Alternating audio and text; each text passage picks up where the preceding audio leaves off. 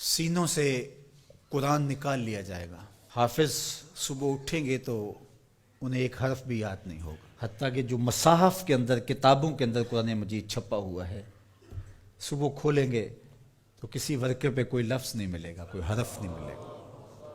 کعبہ اٹھا لیا جائے گا، زلزلے ہوں گے، اللہ کا قہر و غضب ہوگا، خسف ہوگا، مسخ ہوگا، زمین میں لوگ دھنسا دیے جائیں گے، سورج مغرب سے طلوع ہوگا، دجال کا ظہور، ساری علامات اشراط الساعہ آپ سنتے ہیں. لیکن اس سے قبل اللہ تعالیٰ جل شانہ نے تنبیہات رکھی ہیں. ہے وہ عذاب ہی، لیکن عذاب استیصال کے معنی میں نہیں ہے. وہ جھنجھوڑنے کے لیے چھوٹے عذاب اللہ تعالیٰ لوگوں پر بھیجتا رہے گا تاکہ لوگ غافل نہ ہوں.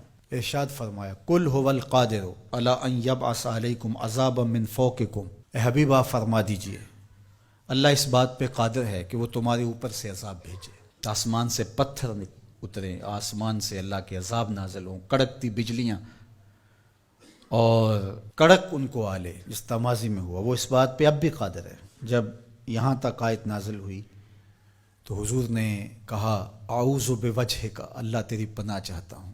پھر اس کے بعد یہ کلمات نازل ہوئے او من تحت ارجلکم، یا تمہارے نیچے سے وہ عذاب پیدا کر دے، زلزلے آئیں، طوفان آئیں اور تم مٹا دیے جاؤ.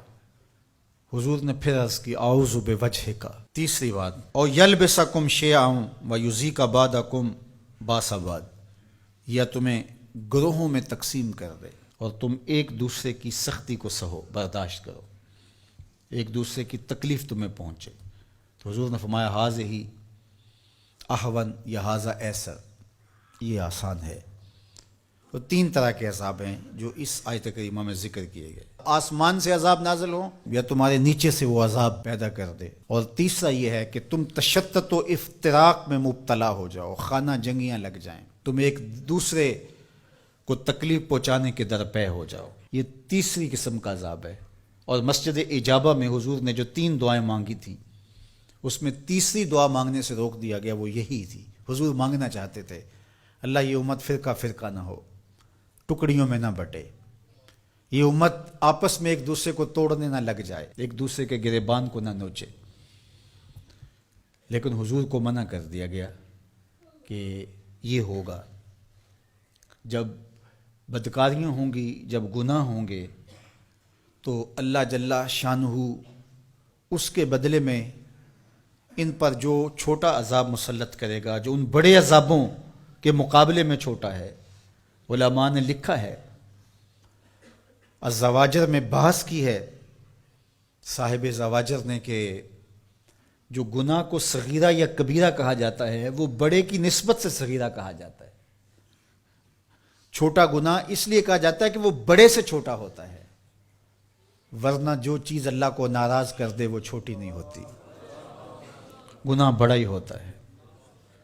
جو اللہ کی ناراضگی کا سبب ہو وہ چھوٹی چیز نہیں ہے، وہ بڑی چیز ہے. تو جو گناہ صغیرہ کہا جاتا ہے تو اس کا مطلب یہ ہے کہ بڑے کی نسبت سے چھوٹا ہے. تو جو چھوٹا عذاب کہا گیا تو چھوٹے عذاب سے مراد جو بڑے کی نسبت کم درجے کا ہے. تو عذاب ہے، تو اوپر سے عذاب اور نیچے سے عذاب یہ اس امت پہ نہیں ہوں گے.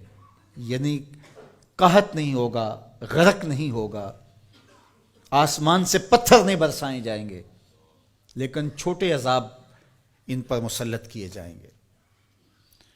اور ان میں سے قرآن نے یہاں جس عذاب کا ذکر کیا کہ آپس میں تم الجھ پڑو گے، خانہ جنگیوں میں مبتلا ہو جاؤ گے، یہ تمہارے گناہوں کے سبب سے ہوگا.